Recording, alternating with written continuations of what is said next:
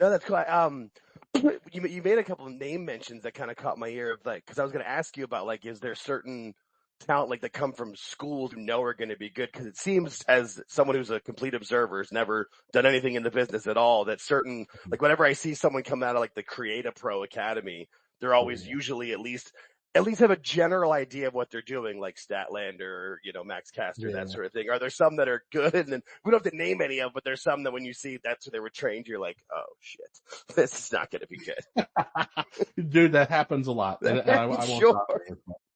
And because it depends on where you're coming from, because I think with a lot of, especially modern schools, there are a lot of wrestling schools out there right now. The problem is there aren't enough wrestling schools that have guys running them who actually did anything. Right. So it's, you can't learn how to do this unless you're being trained by someone who was a worker, but a worker who had a certain amount of experience. Just like you can't really learn how to be a star until you work with stars, but if your guy was a job guy, those guys were the greatest on the planet because they were the guys who knew how to make the star look like the star. So I was like, that's the dude you want to go learn from. Right now, a lot of these schools are run by people who just happen to be in the school long enough, or they were delusional enough to start their own school, or they do like a bastardized version of the Al Snow method, where it's a 6 to 12 week program, and they run drills to death. And then once you're done running those drills and you're set out in the wild, then God help anybody who comes across you, because you don't know enough of what you're doing to even ask proper questions. But my God, you sure have a lot of demands. That's dangerous. Oh yeah, it's rough. It's rough. And, I've learned how to grin and bear it, especially because I can't say the things that I would have said during my era. without being canceled on social media. But I guess if you follow my Twitter, I don't really care too much. but for the sake of keeping things easy for my friends, I just I'll just kind of grind my teeth and count to 10 and pray to God that no one told me want to murder you while you were talking to me. So let me step outside for a second, take a breath. Yeah, pretty much. Yeah, I could see that, especially with so many people. It's an unfortunate thing that they read on the internet what they think they have to do. They get a little bit of training, and then they want to be, I don't want to be the main event, but like the match right before, that's cool, right? Like I could see the entitlement sometimes just being like, it's effing, and it's like, I laugh. Like when I first started, what you did get a lot of was the promoter or the promoter's kid was the person who had to go be in the main event. It's like, whatever, I don't care. I'm here, I'm getting my reps in. As long as my match isn't crap, who cares? And then you get the guy who was a self-appointed darling. Or you get the guy who, for whatever reason, is an indie darling because they paid to pop up on WrestleZone a few times. And I'm like, bro, you can't even do a snapmare. Who are you to be telling me you're not going to do XYZ in a match? Like, where is this coming from? Or I'm like, you want how much? All right, brother. Like, I was always taught that your pay was commensurate to the amount of butts you could put in the seats.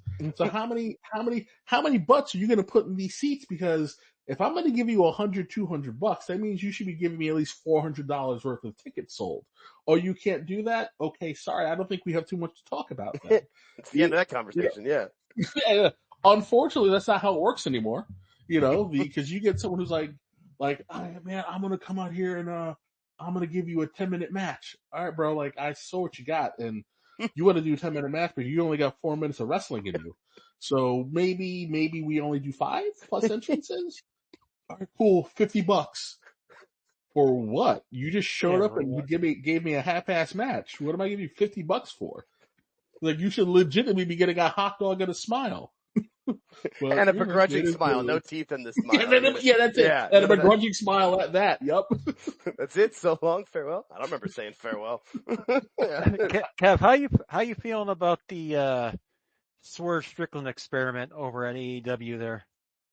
Dude, so I'm of two minds on it. right, like listen, good for Swerve, but also I think, when it comes to the Booker T stuff, Swerve really pissed me off because this is a guy who he comes from a military family, was military, served, when he was in school, was an academic standout, an athletic standout. This is a guy who should be a living, breathing role model for anybody and everybody, whatever your skin color is, right? Right. I feel like because it's convenient, he'll lean into whatever the blacktivist movement of the moment is.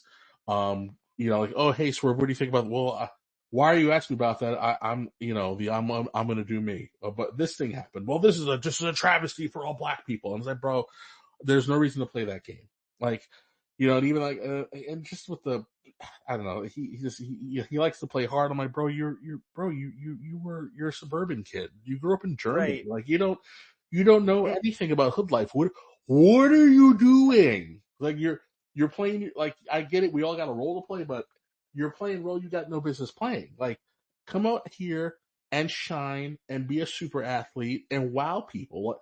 Because, like, you guys heard me scream 1,000 times between. So I hate the poor little rich guy mentality that you see a lot of the times when someone goes to AEW. Like Swerve, when he was in WWE, he got a lot of attention really fast. He was on 205 Live, and he had a lot of momentum. They put him on the main roster house shows. He would have been big, except COVID happened. Right. And then they threw him on NXT. And then NXT went and flipped everything over, and they were giving this guy a crap ton of momentum. Swerve was one of the most over things in the planet, up to and including building a group around him so that he didn't have to get bumped. And then, just by virtue of he made a decision when they got to SmackDown, they got released, but it wasn't anything to do with not wanting to use their talent. It was just Vince had a certain bug up his butt about a certain thing that I don't know if we're allowed to talk about. Well, it's X, but I don't know if people want to talk about certain things, but Vince wanted them all to do a certain thing. They didn't want to do that thing, and so he released them. And then he got to AEW faster than Triple H could assume control, but he would have been right back in WWE, right? And he would have been put in a primo position. AEW. AEW, again, Swerve is just a guy, like, he's very dynamic. He's very charismatic. So, like, people are naturally going to gravitate to him, right? But he also got the benefit of people were calling out Tony for grossly mishandling black talent. I always feel like, where is Scorpio Sky? What happened?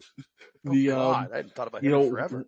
Private Party, I'll say, exactly. I'll say Private Party was a group who should have never been signed. They were brand new to the indies. They got plucked off, and they're there 5 years later, and they haven't got anywhere near close to the development that they should have gotten. Yes, they got some exposure to the Hardys, and they're in a better place than they were, but they're not nearly where they should be at this point in their career. And it's criminal that was done to them, right? But Swerve got the benefit of Tony. Tony only responds to things when Tony's being bullied by the internet. And they put the rocket on Swerve, which, yes, he would have gotten eventually. And then, they gave him the title, but anybody who was paying attention understood that his world title run had a hard expiration date on it, right? If Tony was at the last second, we all know that belt was going to go on Ospreay. And that Swerve had it because Tony needed to be like, oh, hey, I can do things with black people, other than get yelled at by them after they get fired. Big swole. So it's like, yeah, I don't. It's like, and I get, and it's like I get pissed because, like, well, okay, you did it, you did it half-assed, but Swerve, to his credit, made it work. Swerve, to his credit, has been one of the only people who kind of is enough of a force that he's on TV consistently enough.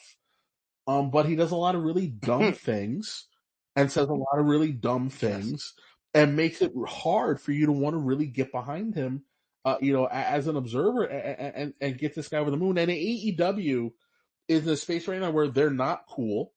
They're not cool. They're the silly brand. You know, they're the brand that gives people the ick.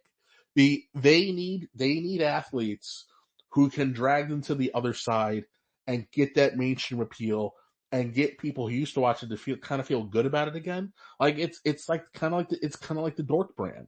And we've never really had that before, right? I'm an old head, but I watched everything. It didn't matter how bad the wrestling was. The fact that the wrestling was bad usually made it better for me. The old LOL TNA days. I remember those. Yeah, seriously. Yeah, no, seriously. Yeah. So it's like, but like, just kind of how the brand presents itself and the thing that the talent does on social media and in front of a live mic, it's just, it's douche chilling. And you're like, I want to cheer for this. I want to be about it. But man, I feel like I'm being punished. This is a punishment assignment. And they don't have a compelling enough product to be able to make those mistakes. The honeymoon period's over, and you can see it in the ratings. They're almost at the point where they're like, we will pay you to watch it. That's where they're at. We'll watch for food. So it's like I don't know. They just really desperately need to get their crap together. It's more important for Tony to be in charge than be successful.